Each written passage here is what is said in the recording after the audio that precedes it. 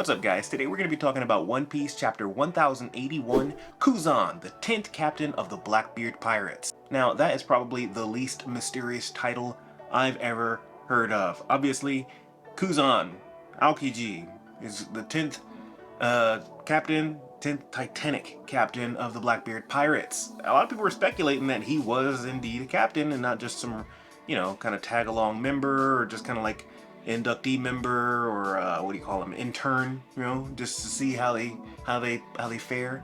But no, he's a legit captain, and he seems to be the one who's in charge while Blackbeard is away.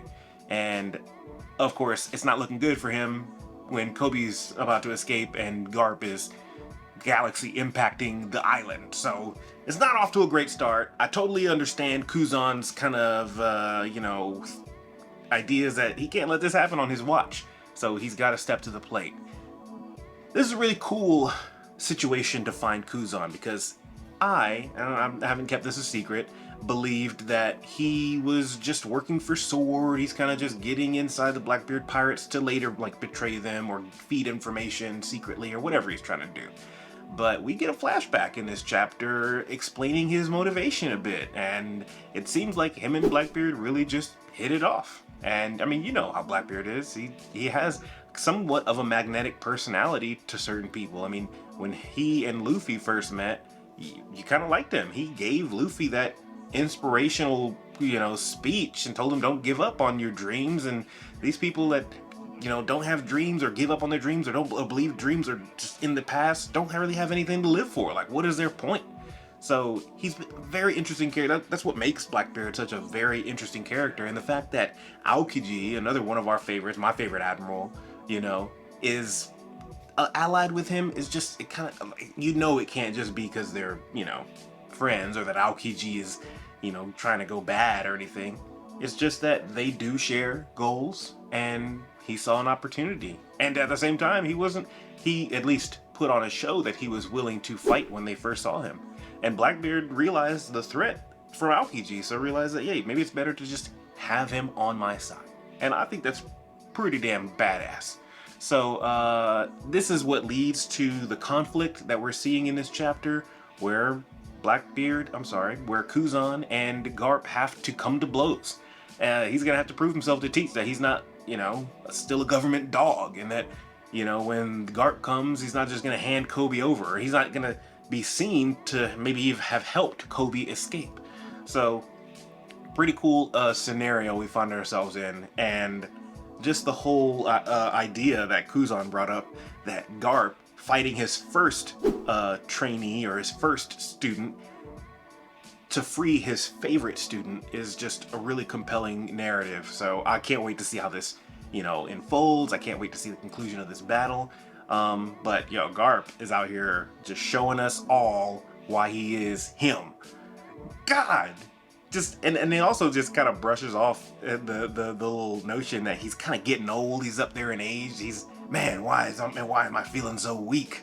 It reminded me of when Rayleigh was talking about his strength compared to Blackbeard, that he probably wouldn't be able to take Blackbeard the way he is now. So maybe this is just a sign, like a small symbol that the old guard are realizing that they're not it anymore. They're getting a little weaker, and they may not have what it takes to save the world like they had to before. And that just paves the way for the new generation. And that old generation includes Aokiji, I believe, and Akainu, and Blackbeard, and everybody from that previous generation. The new generation, for me, I would consider, we all know the Luffy, the Supernova, in a sense, all the younger pirates. Maybe even Buggy and Shanks to some degree, because they are pretty young. They were kids, so was Blackbeard, technically. They were kids when Garp was out there, at least top 5 in the entire world, battling with Roger and all the other pirates. So this is really cool. We get some insight into the real strength of Garp from his perspective, where he feels he is placed. Now, another thing we get in this chapter is the conclusion to the Blackbeard and Law pirates fight that they had. We get to see the conclusion. Law was defeated. Everybody in the Law pirate crew, and the Polar Tang was destroyed, and his crew was underwater. It looked really bleak. It was not fun.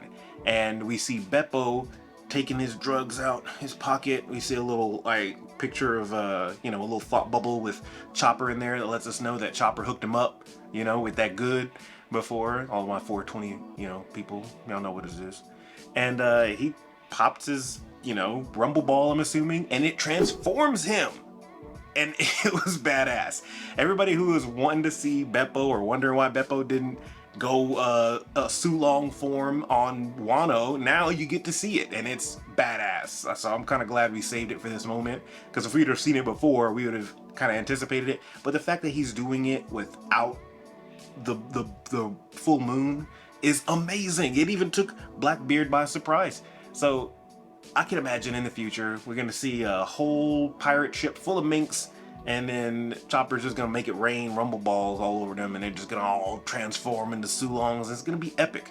Having Sulong on command is crazy. Now we don't know what the downsides are. I remember when Chopper took this before, he used to have like a downside or like a period where he was weakened or couldn't transform or something. We don't know if this is like a perfected version of that, or if it's still gonna affect them in different ways, because, you know, they're not really the same species. So it's kind of, you know, you got to do clinical trials on different species to find that all out. But it was still pretty badass. The fact that Sulong form Bepo could rescue Law, get him to safety, and then is going to go after, I think he transformed back into regular Bepo at that time, but he's a polar bear, so it makes sense for him to be able to go save his friends who are stranded under freezing waters. But damn, it was a good chapter. Garp especially, I'm just super excited to see Garp really show as much as he can. I want Garp to go all out. I want the shirt to come off, okay? I want the gloves to come off. I want him to just lose it. I mean, of course, he's fighting Kuzan, Aokiji. I mean, it's gonna be a little bittersweet, but I don't feel like Garp is gonna hold back. Look at what he does to Luffy on a regular basis. He was very abusive. He's gonna put some pain into Aokiji, for sure. Whether or not Aokiji can, you know, overcome Garp is gonna be something we're gonna learn. And then that will also give us kind of maybe the power level of the other admirals. Because, I mean, as far as I'm concerned, yeah, he may have lost to Akainu, but, I mean, from what I heard, from what we learned about that battle, is it could have gone either way. So I would say that he's maybe like a little bit about the same strength as Akainu. And then Kizaru is probably like way more powerful, but he's just so lazy, he doesn't really want to do anything, so he doesn't really try very hard. I still have not seen him try hard. Can't wait to see him show up on the battlefield too. So what did you think about this chapter? It was fantastic, one of my favorites, honestly. Just seeing Garp go all out, seeing Sulong form, seeing Chopper get recognized, that was really awesome. And just seeing people recognize Kobe for just, you know, just being a great guy. This is an amazing chapter. It's really fun. I'm gonna go back and reread it a couple more times because I think I got some more nuggets to come out of this.